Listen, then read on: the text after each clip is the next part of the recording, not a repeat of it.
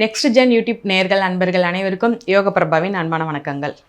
இந்த பதிவில் நம்ம எதை பற்றி பார்க்க போகிறோம் அப்படின்னா, குரு பயிற்சி 2026. குரு பகவான் என்ன மாதிரியான ஒரு மாற்றத்தை கொடுக்க போகிறாருன்னு ஃபஸ்ட்டு பார்த்தோன்னே பார்த்தீங்கன்னா, நடக்க இருக்கிற போர்களும் ஏற்கனவே சமாதானமான போர், பழையபடி போர் மறுபடியும் தொடங்கிடுமான்னு சொல்லி ஒரு பயத்தில் இருப்பாங்க பார்த்தீங்களா, அவங்களுக்கு எல்லாத்துக்கும் இந்த போர் நிறுத்தம் கண்டிப்பாக அது உறுதியான நிலைப்பாடு தன்மையோடு இருக்கிறதுக்கு உண்டான ஒரு பெரிய மாற்றத்தை குரு பகவான் கொடுக்குறார். ரெண்டாவது, தங்கம் விலை ஒரு ஏற்ற இறக்கத்தில் தங்கம் விலை எப்போ குறையும்னு சொல்லி பார்க்காம இந்த காலகட்டத்தில் குறைந்து நிறைய பேர் தங்கம் வாங்கிறதுக்கு உண்டான வாய்ப்பாக அமையுது. பொருளாதார முன்னேற்றம், கல்வி மூலமாக நிறைய ஒரு பெரிய முன்னேற்றத்தையும் நிறைய மாற்றத்தையும் கொண்டு வந்து தரப்போகிறது தான் நம்ம குரு பகவான். இதில் முக்கியமான சொன்னால் வெளிநாட்டு பயணங்கள் அதிகமாக மேற்கொள்ளக்கூடிய ராசிகள்னு சொல்லி நிறையா இருக்குது. நிறைய இதுக்கு முன்னாடி தடங்களுக்கு ஏற்பட்ட எல்லாமே தடங்கள் இல்லாமல் ஒரு பெரிய பொருளாதார முன்னேற்றத்துக்கும் ஒரு பெரிய ஃபாரின் அந்த மாதிரி ஒரு ட்ரிப்பு, இந்த மாதிரியான சுற்றுலா தலங்கள், ஆன்மீக தலங்கள் போகிறதுக்குண்டான வாய்ப்பு இந்த குருப்பெயர்ச்சியில் நிறைய கிடைக்க போகுது. தொடர்ந்து வீடியோவை பார்த்துக்கிட்டே வாங்க. மிதுன ராசிக்கான குரு பகவான் குருப்பெயர்ச்சி எப்படி இருக்குன்னு சொல்லி பார்த்தலாம். 2026 அதாவது மிதுன ராசிக்கு பார்த்தீங்கன்னா பேசிக்காகவே ஒரு நுண்ணறிவோடு அறிவாற்றலோடு செய்யக்கூடிய ஆள் தான் நீங்கள். எந்த ஒரு விஷயத்தையும் தெளிவாக யோசித்து உங்களுடைய வேலையாக இருக்கட்டும், உங்களுடைய தொழிலாக இருக்கட்டும், படிப்புங்க சொல்லி ஒவ்வொரு விஷயத்தையும் யோசித்து பண்ணுவீங்க. ஓய்வில்லாமல் ஏதாவது ஒன்று வேலை பார்த்துக்கிட்டே இருக்குன்னு சொல்லி ஓடக்கூடிய ஒரு பர்சன் நீங்கள். மேக்ஸிமம் உங்களுடைய அறிவாற்றலை யோசித்து அதை வச்சு தான் உங்களுடைய வேலையே இருக்கும்.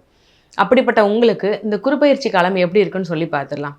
உங்களுக்கு குரு பகவான் 2ஆம் வீட்டில் இருந்து 6ஆம் வீடு, 8ஆம் வீடு, 10ஆம் வீட்டை பார்க்குறாரு. முதல்ல இவர் என்ன மாதிரியான பலன்களை கொடுக்குறாரு, பார்க்குற பார்வைக்கு என்ன மாதிரியான பலன்கள் கொடுக்குறாருன்னு சொல்லி பார்த்தா, 6ஆம் வீடை நம்ம எதை சொல்லுவோம், நோய்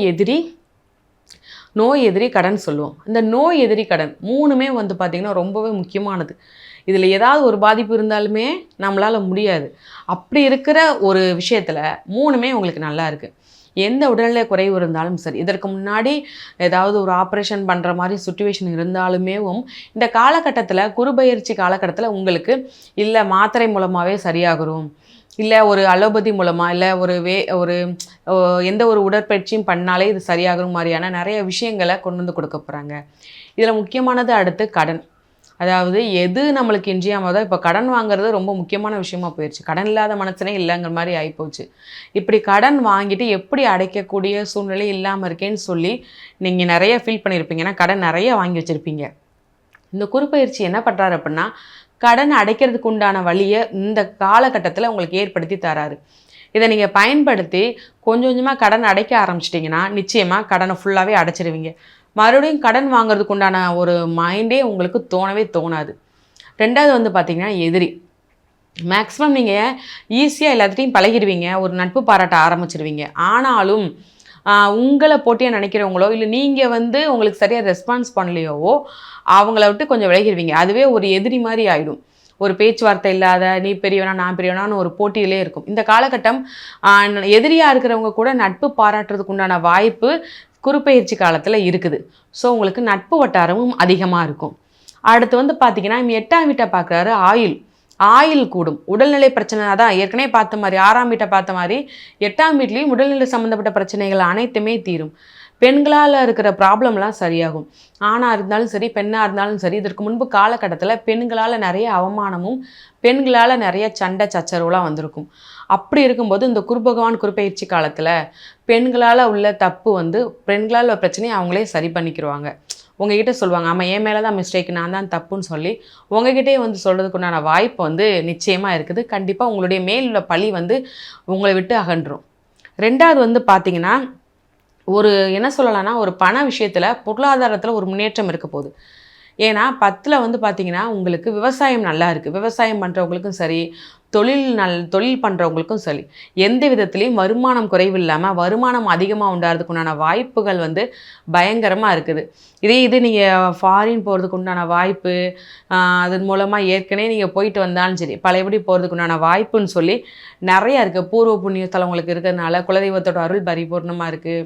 பூர்வ புண்ணியத்துலேருந்து சொத்து உங்களுக்கு வரப்போகுது. நீங்கள் எதிர்பார்த்த ஒரு பண வரவு எப்போவுமே உங்களுக்கு இருக்கும். கணவன் மனைவி ஒரு ஒற்றுமை அதிகரிக்கும். குழந்தைகளுக்கு உண்டான ஒரு நல்ல பாதையை படிப்பை நீங்கள் தேர்ந்தெடுப்பீங்க.